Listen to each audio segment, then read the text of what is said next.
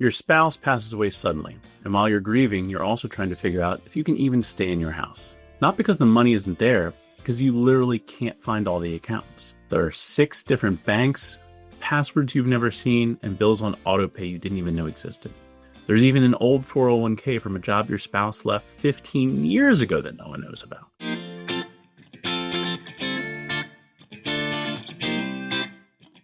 I'm Mike McCarthy from Financial Consolidation, and this scenario keeps me up at night.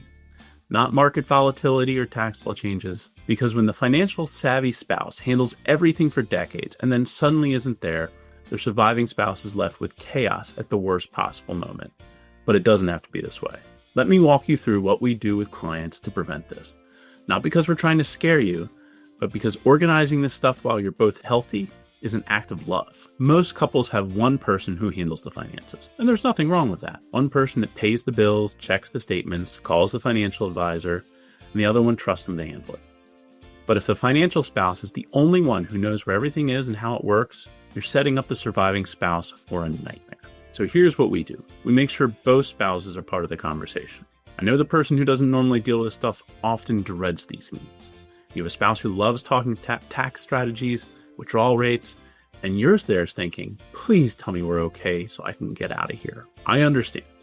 But if something happens to your spouse tomorrow, you need to know where things are, you need to know who to call, and you need to know the plan exists and what it says. So we try to make these meetings more than just about the technical stuff.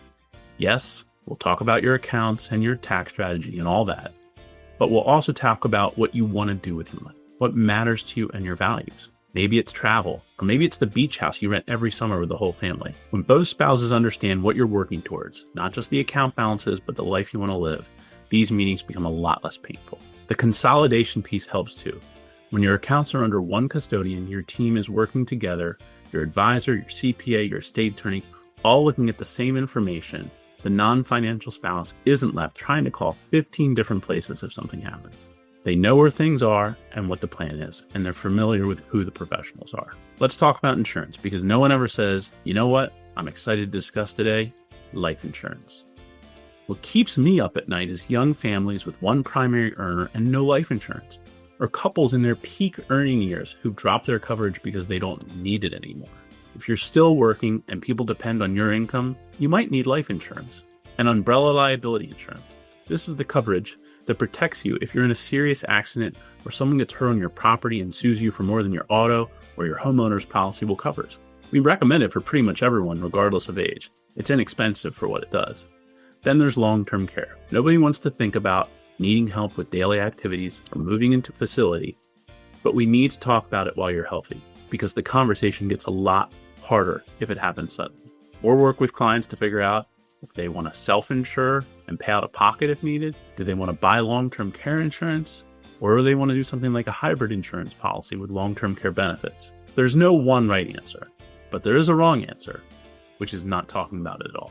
While we're on difficult topics, let's talk about living wills, durable powers of attorney for healthcare and finance. If you can't make decisions for yourself, who should? What do you want? What would be unbearable to you?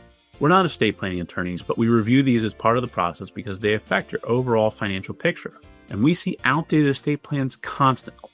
Powers of attorney that name someone who no longer is able to serve, healthcare directives that don't reflect what you actually want now. Let's talk about something that sounds incredibly boring, but can cause real problems: how your assets are titled.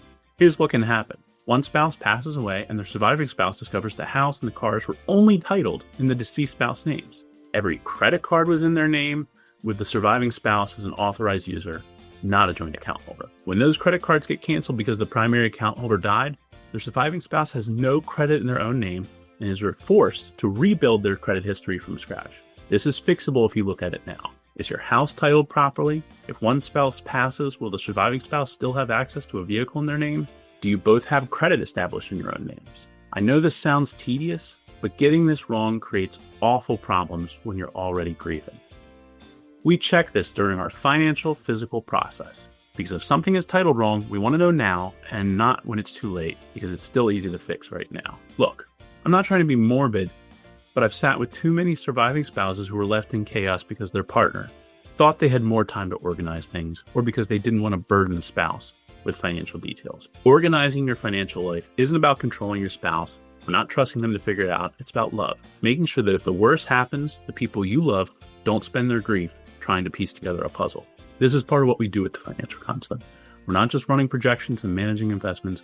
We're making sure your entire financial picture, the accounts, the insurance, the estate plan, the tax strategy, all works together and makes sense to the people who will need to understand it someday. If you're watching this and thinking, yeah, we need to get our stuff together, give us a call. We'll walk through it with both of you because your spouse needs to know this stuff too. Thanks for watching. And if nothing else, have the conversation with your spouse this week, not about all the technical details, just about where things are and who to call if something happens.